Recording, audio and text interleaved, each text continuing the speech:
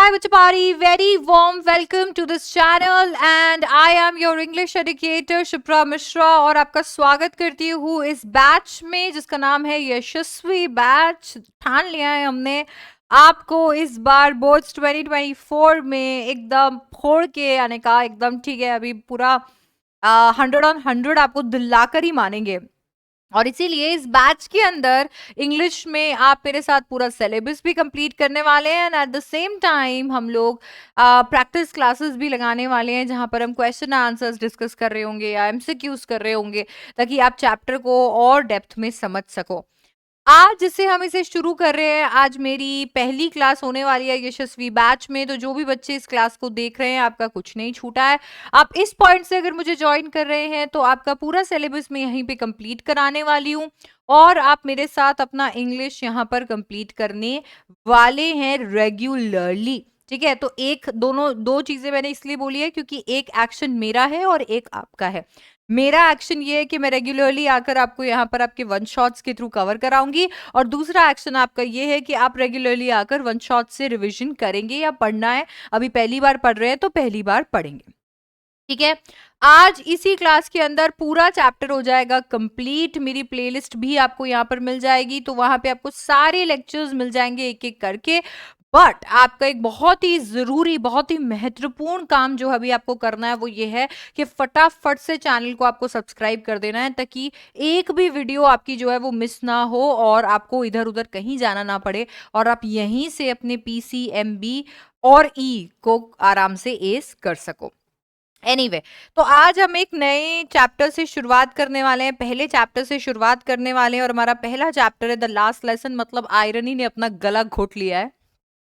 The last lesson हमारा पहला chapter है, इसे लिखा है अल्फोंस डॉडेट ने। जल्दी से अल्फोंस डॉडेट कर दीजिए ओपी, क्योंकि अल्फोंस डॉडेट यहाँ पे महत्वपूर्ण है। जब आपसे सवाल पूछा जाएंगे, आप आंसर लिख रहे होंगे, तो ऑथर को अगर आप मेंशन करते हैं तो एक अच्छा इंप्रेशन पड़ता है। इनफैक्ट कभी कभी तो ऑथर बेस्ड क्वेश्चंस भी आ जाते हैं और आपको यही नहीं पता कि कौन सा ऑथर कौन से चैप्टर का है, तो आप उन क्वेश्चंस को नहीं कर पाएंगे। ठीक है, तो चलिए फिर फटाफट से शुरू करते हैं। चैप्टर की शुरुआत होती है जहां पे फ्रांस जो कि हमारे प्रोटैगनिस्ट हैं, यानी जो कि हमारे मेन कैरेक्टर रहने वाले हैं इस चैप्टर में और नरेटर भी हैं, वो कहते हैं कि मैं स्कूल के लिए काफी देर से निकला, काफी लेट निकला। उस सुबह में बहुत ही ज्यादा लेट हो चुका था और मुझे बहुत डर लग रहा था कि मुझे डांट पड़ने वाली है। स्पेशली इसके लिए डांट पड़ने वाली है क्योंकि मेरे टीचर एम हेमेल ने कहा था कि वो हमसे सवाल पूछने वाले हैं, पार्टिसिपल्स पे सवाल पूछने वाले हैं। तो यहाँ पर फ्रेंच पार्टिसिपल्स पे हमारे जो प्रोटैगनिस्ट है जिसका नाम क्या है, जिसका नाम है फ्रांस। ठीक है, जिसका नाम क्या है, फ्रांस। फ्रांस से क्वेश्चंस पूछे जाने वाले थे, यहाँ पर सवाल पूछे जाने वाले थे और फ्रांस कहता है उसे तो एक शब्द तक नहीं आता था।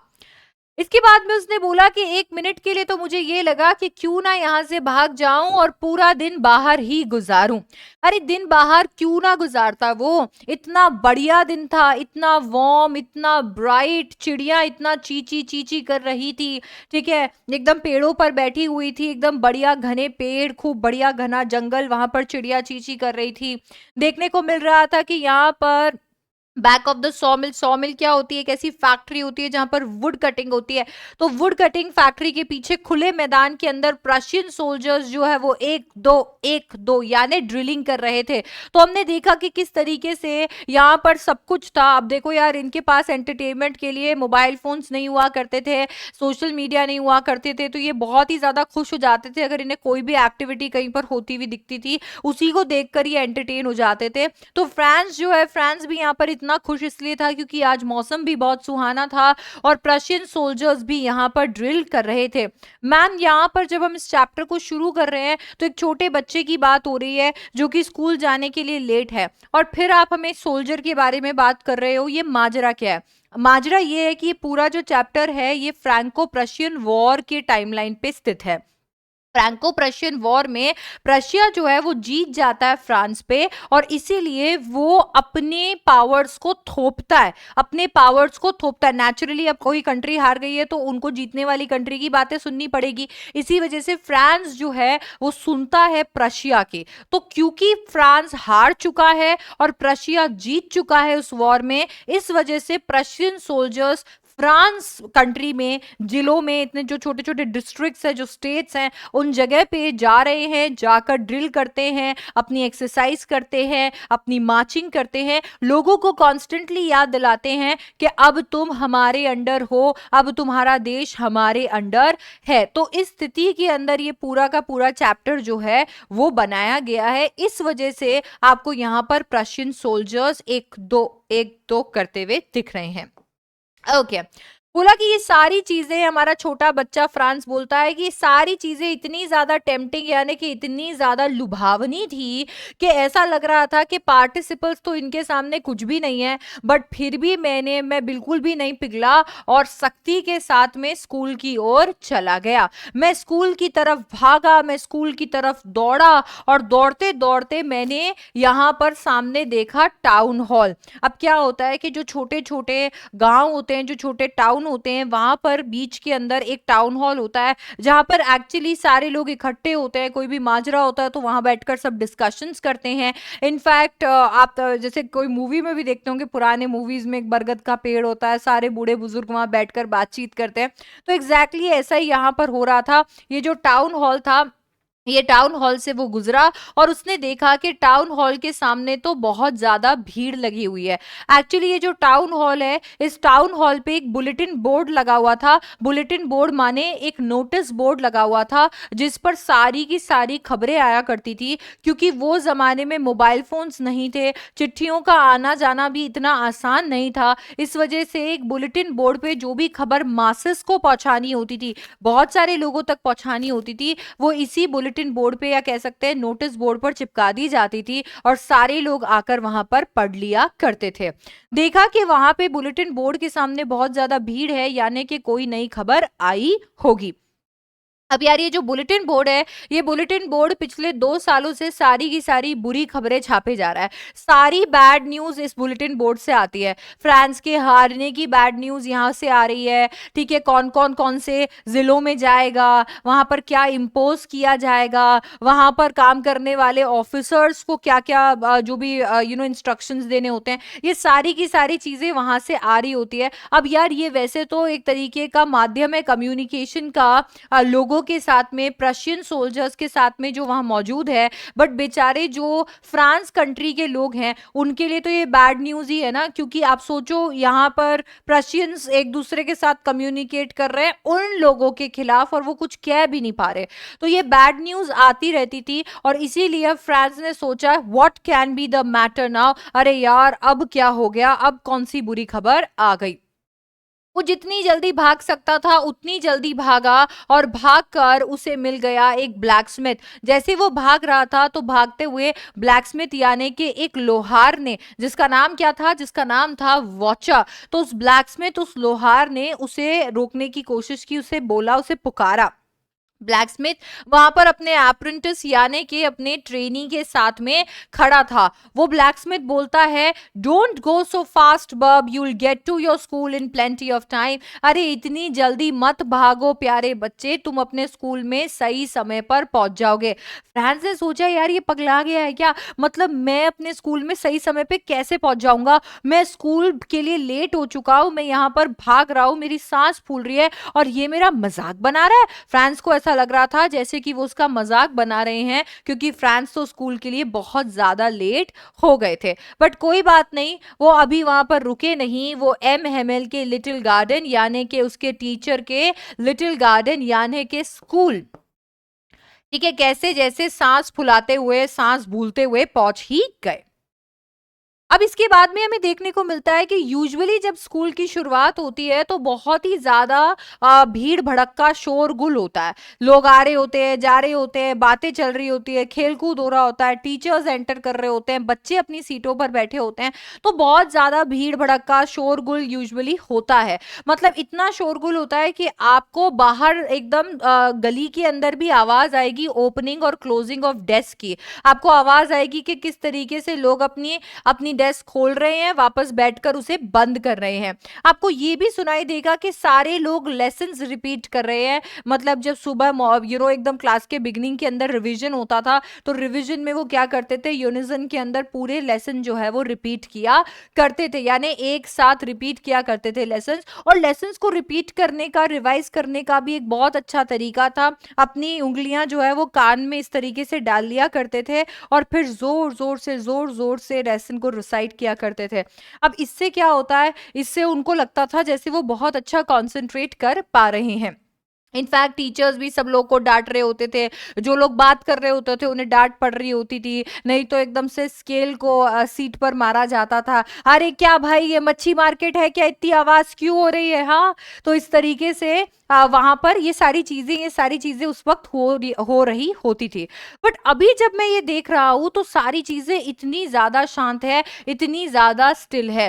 वो ऐसे सोच रहे थे कि यार मैंने तो अभी अपना पूरा का पूरा कॉन्फिडेंस, अपना पूरा का पूरा भरोसा किस पे दिखाया था? कमोशन पे। काउंटेड ऑन का मतलब होता है भरोसा दिखाना। तो मैंने भरोसा किस पे दिखाया था? कमोशन पे। कमोशन यानी शोरगुल। तो मैंने तो सोचा था कि इतना ज्यादा शोरगुल होगा, इतना हल्ला होगा कि मैं चुपचाप जाकर अपनी सीट पर बैठ जाऊंगा और किसी को पता भी नहीं चलेगा। पर आज ही भगवान जी आपने मेरे साथ ऐसा कर दिया। मतलब आप कितने बुरे हो यार। मतलब आपको मैंने आज ही, मैं चाहता था कि इतना शोरगुल हो कि मैं चुपचाप जाकर सीट पर बैठ जाऊं और किसी को पता ना चले, और आज जब मैं ये चाहता था तभी आपने इतना शांत कर दिया स्कूल को। इतना ज्यादा शांत कि ऐसा लग रहा था जैसे आज संडे मॉर्निंग हो, जैसे आज संडे की सुबह हो।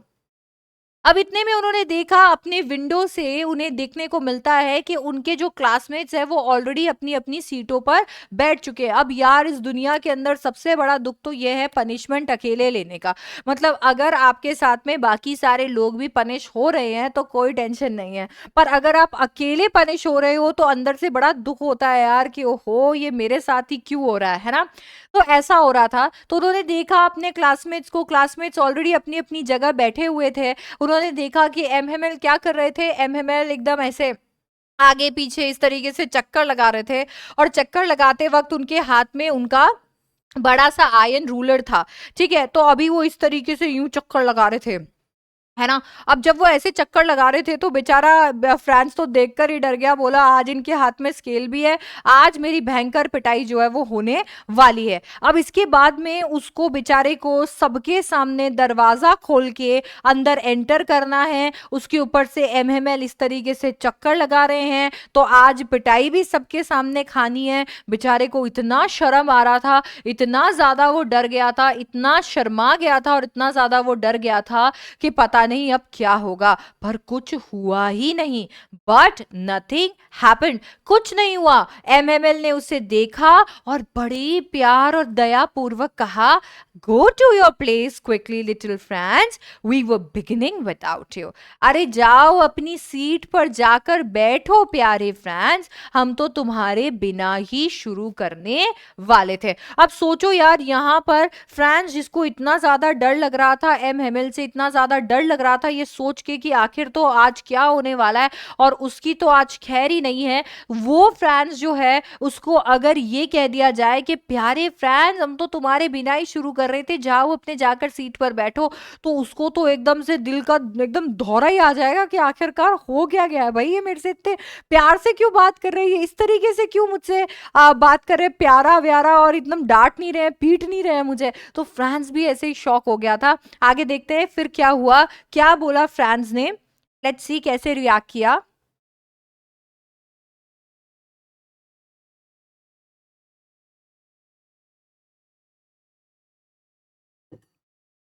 जी, तो अभी फ्रांस ने जैसे ये चीज सुनी तो अभी वो सोच रहा है इस चीज के बारे में, बहुत ही वियर्ड है, उसे महसूस हो रहा है, बट अब उसे अपनी सीट पर बैठना था तो फटाफट से वो बेंच पे जाकर बैठ गया। और अभी तक पूरी तरीके से अपने डर से बाहर भी नहीं निकला था कि उसने देखा कि उसके टीचर एम हेमल ने खूबसूरत ग्रीन कोट पहना हुआ था, एकदम ऐसे फ्रिल फ्रिल वाली शर्ट पहनी हुई थी और एक टोपी भी लगाई हुई थी, सिल्क कैप भी लगाई हुई थी और सारी चीजें एम्ब्रॉयडर्ड थी, सारे पे कढ़ाई हो रखी थी। ये उनके स्पेशल क्लोथ्स थे और ये स्पेशल क्लोथ्स वो एक्सेप्ट इंसेप्शन इंस्पेक्शन डेज पर ही पहना करते थे, ऐसे डेज पर ही पहना करते थे जब या तो कोई पेरेंट्स टीचर मीटिंग होती होगी, इंस्पेक्शन करना होता होगा या फिर प्राइज डिस्ट्रीब्यूशन करना होता होगा, बस उन्हीं दिनों पर ये पहना करते थे। ये इतने स्पेशल क्लोथ्स थे। आज ना आपका कोई इंस्पेक्शन डे है, ना आज कोई प्राइज डिस्ट्रीब्यूशन सेरेमनी है, तो फिर आज एमएमएल ने ये कपड़े क्यों पहने, ऐसा सोचने वो लग गया। अभी तक वो ये सोच से बाहर निकला भी नहीं था कि उसने देखा कि पूरा स्कूल भी तो कितना अजीब लग रहा था, पूरा स्कूल कितना सीरियस था। और सबसे ज्यादा अभी ये सारी चीजें उसे सरप्राइज कर ही जा रही है बच्चों, ये सारी चीज उसे सरप्राइज कर रही है, पर जो सबसे ज्यादा सरप्राइजिंग था वो था बैक बेंचेस पे जो हमेशा खाली रहती हैं विलेज पीपल का बैठे रह। ये विलेज पीपल हमारी तरह बैठे हुए थे, हर एक इंसान हमारी तरह वहां बैठा हुआ था। हॉजर को ले लो, फॉर्मर मेयर ले लो, पोस्ट मास्टर ले लो, ये सारे लोग वहां पर पीछे बैठे हुए थे जैसे कि हम बैठे रहते हैं, बच्चे बैठे रहते हैं। समझ नहीं आ रहा था कि विलेजर्स यहाँ पर क्यों आए थे। अरे आए थे तो आए थे, ये इतना उदास क्यों दिख रहे थे, ठीक है। और हॉजर तो अपने साथ में एक ओल्ड प्रिमर भी लेकर आया था, एक पुरानी किताब भी लेकर आया था अल्फाबेट्स की, जो छोटे बच्चों को नहीं पढ़ाई जाती है लैंग्वेज की, A for apple B for boy वाली, वो लेकर आया था। बड़ी फटी पुरानी हालत में वो थी और वो भी उसको खोलकर बैठा हुआ था, अपने चश्मे वश्मे उस पर रखकर बैठा हुआ था। मतलब ना ऐसे समझ सा नहीं आ पा रहा था कि आखिरकार ये हो क्या रहा है, ये कैसे यहाँ पर आ गया, ठीक है, और क्यों आया और किताब लेकर क्यों आया है। जब ये सारी चीजों के बारे में हमारा फ्रेंड सोच ही रहा था कि एमएमएल अपनी कुर्सी से एकदम से कुर्सी खिसका के उठते हैं और एकदम अभी खुलासा करते हैं इस पूरे माजरे का और वो बताते हैं, my children, this is the last lesson I shall give you. The order has come from Berlin to teach only German in the schools of Alsace and Lorraine. The new master comes tomorrow. This is your last French lesson. I want you to be very attentive. उन्होंने बोला कि बच्चों, मैं तुम्हें ये बताना चाहता हूँ कि आज आखिरी लेसन है जो मैं तुम्हें देने वाला हूँ। बर्लिन से ऑर्डर आया है कि हमारे स्कूल्स में सिर्फ जर्मन ही पढ़ाया जाएगा। तुम्हारे जर्मन का टीचर कल आने वाला है, आज आखिरी फ्रेंच लेसन है जो मैं तुम्हें डिलीवर करने वाला हूँ और इसीलिए मैं चाहता हूँ कि तुम सबसे ज्यादा अटेंटिव हो जाओ, एकदम कान खोल के मेरी बात सुनो।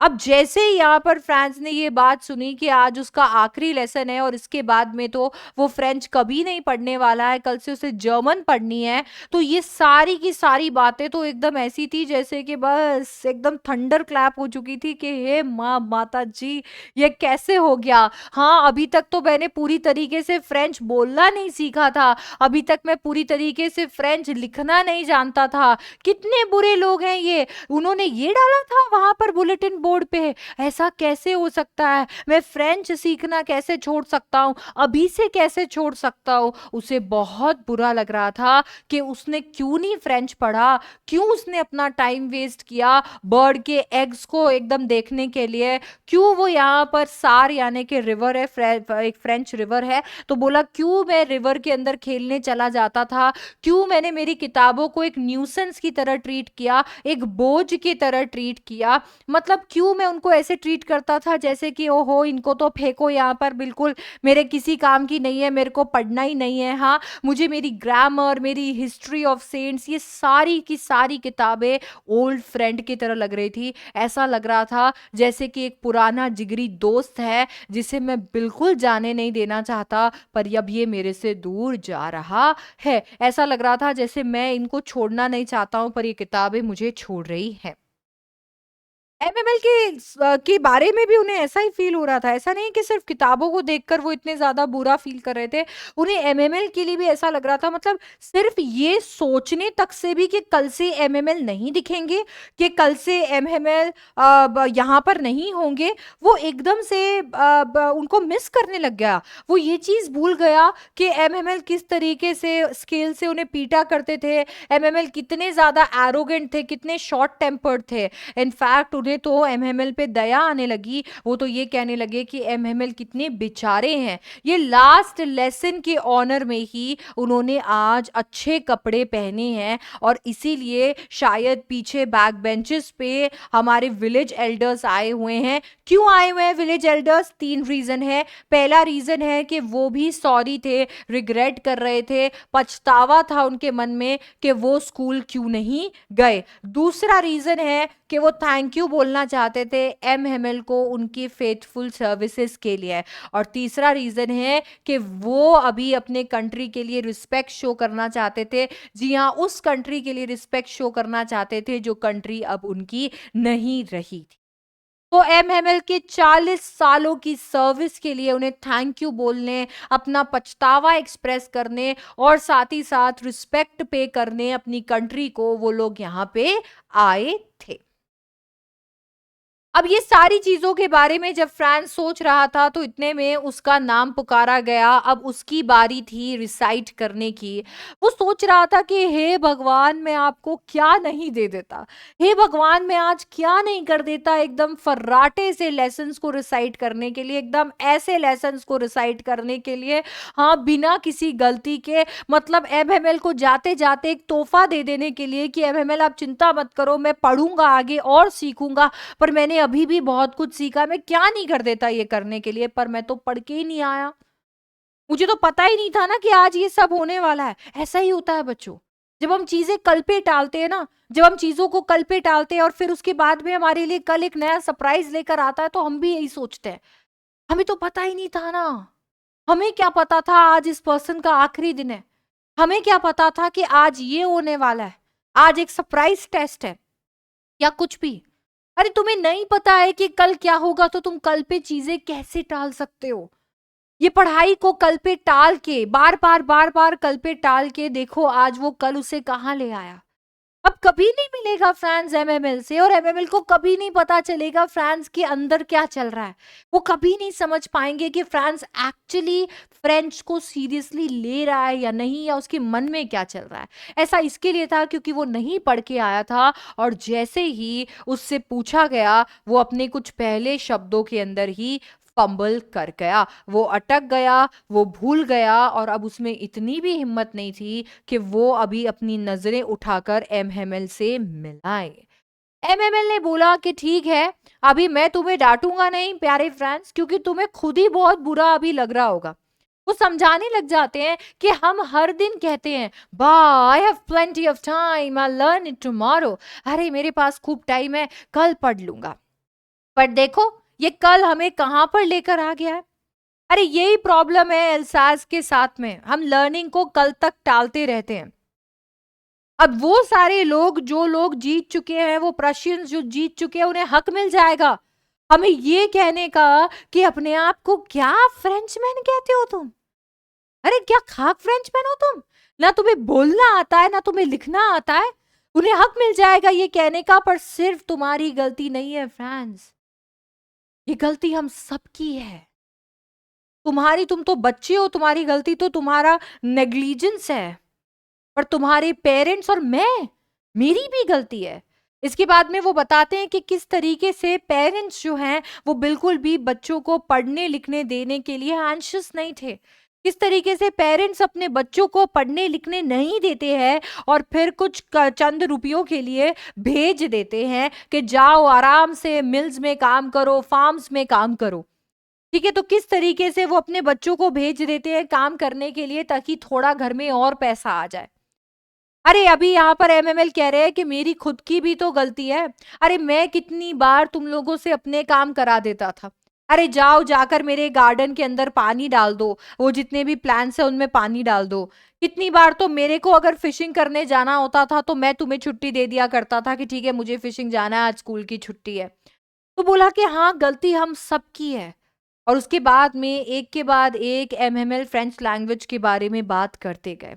वो बोलते रहे कि किस तरीके से फ्रेंच लैंग्वेज दुनिया की सबसे खूबसूरत, सबसे क्लियरेस्ट, सबसे लॉजिकल लैंग्वेज है, कि हमें उसे हमेशा प्रोटेक्ट करके रखना चाहिए और कभी नहीं भूलना चाहिए, क्योंकि जब लोगों को बंदी बना लिया जाता है तो उनकी आइडेंटिटी ही उनकी चाबी होती है और उनकी आइडेंटिटी उनकी लैंग्वेज से।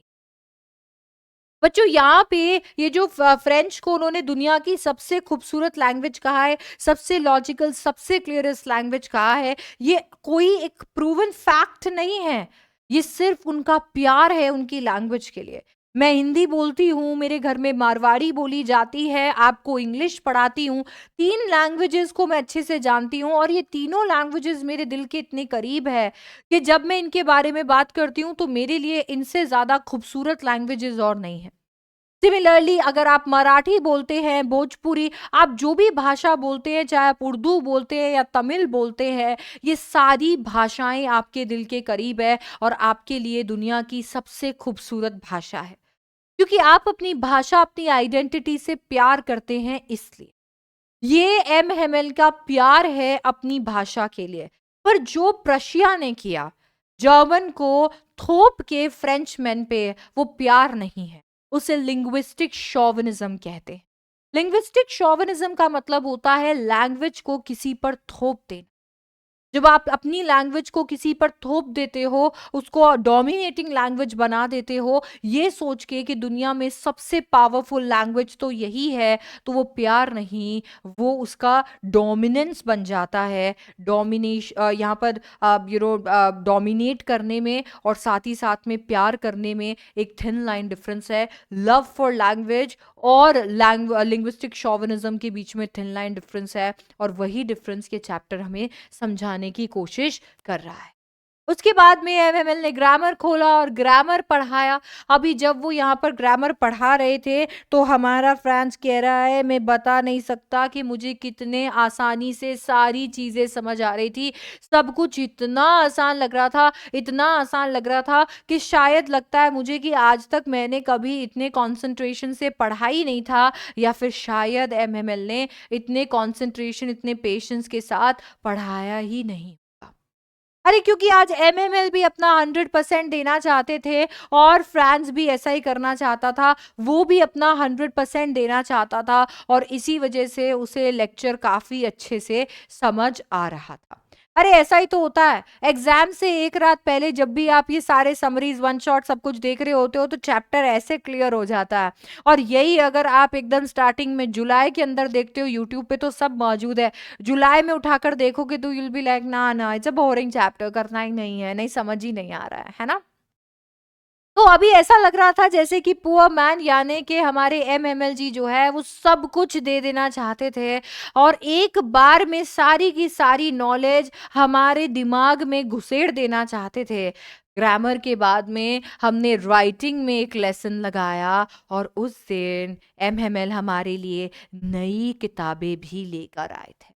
जी हाँ, वो जो राइटिंग की बुक्स होती है ना, जिनके अंदर ऑलरेडी चीज़ें लिखी हुई होती है और बच्चों को उसको इमिटेट करना होता है, कॉपी करना होता है, एग्ज़ैक्टली वही यहाँ पर था। यहाँ पर भी ये जो किताबें वो लेकर आए थे, उस पे लिखा हुआ था फ्रांज एल्सास, फ्रांज एल्सास। तो यहाँ पर भी ये लिखा हुआ था फ्रांज एल्सास, फ्रांज एल्सास, बहुत ही ब्यूटीफुल राउंड हैंड राइटिंग के अंदर, और बच्चों को इसको क्या करना था, कॉपी करना था। ये सारी की सारी नोटबुक्स आज वो बच्चों के लिए जो लेकर आए थे, वो छोटे छोटे प्यारे फ्लैग्स की तरह लग रहे थे, स्कूल रूम में टंगे हुए। तुमको देखना चाहिए था सारे बच्चों को, सारे लोगों को, सब इस तरीके से काम कर रहे थे, सब इस तरीके से लिख रहे थे कि सिर्फ और सिर्फ पेन के पेपर पे चलने की आवाज आ रही थी। इनफैक्ट एक बार तो कमरे में कुछ बीटल्स भी आ गए, बट किसी ने उन पर ध्यान तक नहीं दिया। सारे लोग इस तरीके से काम कर रहे थे जैसे कि मानो आज ये बहुत ही महत्वपूर्ण है, फुल कंसंट्रेशन के साथ। छोटे बच्चे अपनी एक्टिविटी बुक के अंदर फिश हुक्स को इस तरीके से ट्रेस कर रहे थे जैसे वो भी फ्रेंच हो। इनफैक्ट ऊपर बैठे कबूतर जो है वो भी क्या कर रहे थे, वो भी पूरे एकदम टेरेस को, रूफ को इस तरीके से अपने क्लॉथ से ऐसे स्क्रैच कर रहे थे जैसे वो भी फ्रेंच लिख रहे हो। और इसके साथ में वो लोग छत पर कू कर रहे थे, आवाज निकाल रहे थे, और उनकी जो आवाज है उसे सुनकर फ्रांस ने सोचा, will they make them sing in German even the pigeons. उसने सोचा कि क्या इन लोगों के अंदर इतनी ताकत है कि ये पिजन्स यानी कबूतरों को भी जर्मन में बुलवा सकते हैं। अरे ये हमसे हमारा नेचर तो छीन ले रहे हैं, हमसे हमारी लैंग्वेज, हमारा मदर टंग तो छीन ले रहे हैं, पर क्या ये कबूतरों से उनकी आवाज भी छीन सकते हैं? इतनी ताकत है क्या उनमें? बट खैर ये तो फ्रांस ने गुस्से में बोला। अभी फिलहाल के लिए जब भी वो अपनी राइटिंग लेसन से ऊपर देखता एक बार नज़र उठाकर, तो उसे एम दिखते। एम वहाँ पर ना एकदम बहुत ही एकदम शांत, बहुत ही स्टिल तरीके से बैठे हुए थे, मानो जैसे कि कमरे में मौजूद एक एक चीज़ को अपने दिल में समा लेना चाहते थे, मानो जैसे एक एक चीज़ बहुत ही ज़्यादा ज़रूरी थी, एक एक चीज में बीते हुए 40 सालों को वो जी लेना चाहते थे। और क्यों ना हो, 40 सालों में क्या बदला है? सिर्फ उनका गार्डन में उगाए हुए प्लांट्स थोड़े बड़े हो गए हैं। हाँ, उनकी लगाई हुई वो होपवाइन जो है वो छत तक जा रही है। सामने वही क्लास है, सिर्फ बेंचेस जो हैं वो घिस गई हैं। पर 40 साल उनके यहाँ बीते हैं, और एक एक साल उनकी आंखों के सामने, एक एक साल को वो अपने मन में बसा कर ले जाना चाहते। 40 years वो यहाँ पर रहे हैं। 40 years, कितना दिल टूट गया होगा उनका ये सब कुछ छोड़ के जाने के बारे में सोचकर भी। अपनी बहन को ऊपर अपनी पेटियां बांधते हुए सुनकर दिल ही टूट गया होगा उनका। और कितने हिम्मत वाले हैं एम कि ये सोच के भी कि कल उन्हें देश छोड़कर जाना है और कल के बाद वो कभी फ्रेंच नहीं पढ़ा पाएंगे। 40 साल का उनका ये जो टीचिंग का करियर है ये यहीं रुक जाएगा, ये सोच के भी वो अभी नहीं जा रहे थे, अभी भी वो क्लास कंटिन्यू कर रहे थे, अपने इमोशंस को अंदर रख के अपनी फुलफिल कर रहे थे। कितने स्ट्रॉन्ग थे वो, है ना? अच्छा, कभी-कभी हमारे दिमाग में ये आता है कि अरे मैम, एमएमएल को कंट्री क्यों छोड़ना था भाई? क्योंकि देखो बच्चों, एक जो टीचर होता है ना, उसके अंदर एक सुपर पावर होती है, और वो सुपर पावर होती है एडुकेट करने की। एक टीचर जो होता है वो क्लासरूम के बाहर भी बहुत कुछ सिखाता है, बहुत लोगों को। एक टीचर के लिए हर बंदा जिसे वो कुछ सिखाएगा वो एक बच्चा ही होता है, एक स्टूडेंट ही होता है। अगर एक टीचर को आप ऐसे लोगों के बीच में छोड़ देना जो अनएडुकेटेड है, तो वो उन सब के अंदर एडुकेशन का प्रकाश लेकर आ सकता है। उसके अंदर ये ताकत होती है, और इसी वजह से एम हेमेल को देश निकाला दे दिया गया था। क्योंकि अगर एम हेमेल इस देश के अंदर रुकेंगे ना, तो चाहे स्कूल में ना सही, पर स्कूल के बाहर वो सब लोगों को फ्रेंच सिखाते रहे, वो सब लोगों के दिल के अंदर फ्रेंच को जीवित रखेंगे। और अगर ऐसा होगा तो जर्मन इम्पोज करने का फायदा नहीं हो, प्रशियंस अपना झंडा नहीं लहरा पाएंगे, ये साबित नहीं कर पाएंगे कि उनकी लैंग्वेज बहुत अच्छी है और वो कितने बड़े हैं। इसीलिए एमएमएल को वहां से निकाल दिया। कितनी हिम्मत लगी होगी आखिरी तक सारे लेसन सुनने की। खैर कोई बात नहीं, उसके बाद में हमने राइटिंग की क्लास लगाई और फिर हिस्ट्री। राइटिंग के क्लास के बाद में हिस्ट्री की क्लास हुई, जहाँ पर अभी फिर उसके बाद में बच्चे जितने भी थे छोटे, उन्होंने अपने वॉवल्स जो हैं वो चैंट किए, बा बे बी बो बू। एंड देन उसके बाद में हॉजर जो है, ओल्ड हॉजर, क्या किया, उसने भी अपनी किताब खोली और किताब खोल के उसने भी अपने अल्फ़ाबेट्स जो हैं, जो लेटर्स जो है, उनको रिसाइट करना शुरू कर। जब वो रिसाइट कर रहा था तो उसकी आवाज़ लड़खड़ा रही थी। उसकी आवाज़ में एक दर्द था, वो दर्द उन्हें महसूस हो रहा था। उसको सुनने में इतना हँसी आ रहा था, एट द सेम टाइम इतना रोना आ रहा था कि हम सब लोग हँसना भी चाहते थे और रोना भी चाहते थे। क्योंकि क्या होता है ना, जब हम रो रहे होते हैं तो हमारी आवाज़ बड़ी ऐसे ट्रेम्बल करती है। तो कभी-कभी तो वो बहुत ही इमोशनल होता है और कभी-कभी बड़ा फ़नी लग रहा होता है। बोला बड़ा ही फ़नी लग रहा था हॉज़र को ऐसे देखना, बट अगेन ऐसे सुनना, बट उन्हें देखकर रोना भी आ रहा था। तो हम हँसना भी चाहते थे और हम रोना भी चाहते थे। इतने में क्या, इतने में 12 बज गए। उसके बाद में हमारी आफ्टरनून प्रेयर का समय हो गया और उसी समय बाजा लेके प्रशियन सोल्जर्स हमारे विंडो के नीचे आ गए और उन्होंने ट्रम्पेट ब्लो करना शुरू कर दी।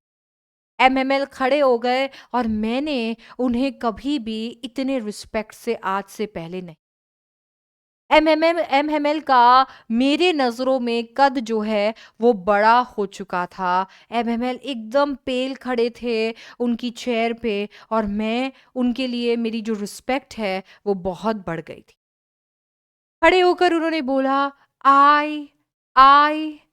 वो बोलना चाहते थे मेरे दोस्तों मैं, और बस मैं पर ही उनकी घड़ी रुक गई क्योंकि कुछ तो था जो उन्हें बोलने नहीं दे रहा था। एमएमएल बहुत इमोशनल हो गए थे। वो बच्चों के सामने रोना नहीं चाहते थे और इसीलिए वो ब्लैक बोर्ड की तरफ टर्न किए, एक पीस ऑफ चॉक लिया और बड़ा-बड़ा लिख दिया फुल हिम्मत के साथ, वीव ला फ्रांस। तुम जुग-जुग जियो फ्रांस। और फिर उसके बाद क्या? दीवार के सामने इस तरीके से लीन होके वो खड़े हो गए क्योंकि वो उनका ये मानना था कि वो हार गए, कि वो हार चुके हैं, वो लड़े पर वो जीत नहीं पाए। किस तरीके से प्रशियंस ने उनके ऊपर जर्मन लैंग्वेज थोप दी। इसके बाद कुछ नहीं बोले वो, उन्होंने सिर्फ अपने हाथ से एक जेस्चर किया कि स्कूल खत्म हो गया है, अब तुम जा सकते। ये था द लास्ट। लिखा है अल्फोंस डॉडेट ने और नरेट किया है फ्रैंक। ये लेसन हमें सिखाता है कि हमारी आइडेंटिटी बहुत ज़रूरी है। आज की इस दुनिया में जहाँ हम वेस्ट की तरफ झुके जा रहे हैं, जिस तरीके से हम दूसरे कल्चर्स को अपनाए जा रहे हैं, अपने कल्चर को हम भूलें ना, ये भी बहुत ज़रूरी।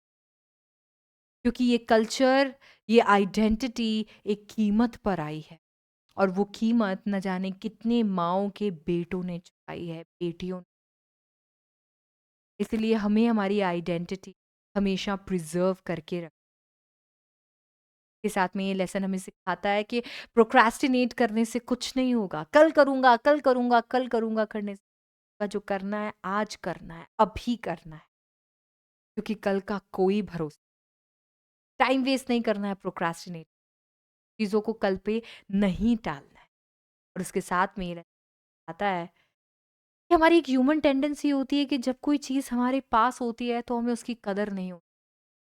बट जब वो चीज़ हमसे दूर चली जाती है तो हमें उसकी कदर होने लगती है, उसकी वैल्यू होने लगती है। कोई चीज़ आपके पास है, वैल्यू उसी वक़्त कर ली जाए, होकर उसकी value. That's it from my side. ये था one shot of the lesson, the last lesson. I hope you enjoyed this. और अगर हाँ, तो प्लीज़ इस सेशन को लाइक कीजिएगा, अपने फ्रेंड्स के साथ ज़रूर शेयर कीजिएगा और इस चैनल को सब्सक्राइब कर लीजिएगा ताकि आपको इसी तरीके से सारे वन शॉट्स के नोटिफिकेशन मिलते रहे और आप इस चैनल के साथ जुड़े रहे, क्योंकि मैंने तो एकदम से ठान लिया है आपको बोर्ड्स 2024 में 100 ऑन 100 दिलाने का। आप तैयार हैं क्या? मुझे कमेंट सेक्शन के अंदर अपना फीडबैक देना ना भूलें। I will see you. Bye bye. Take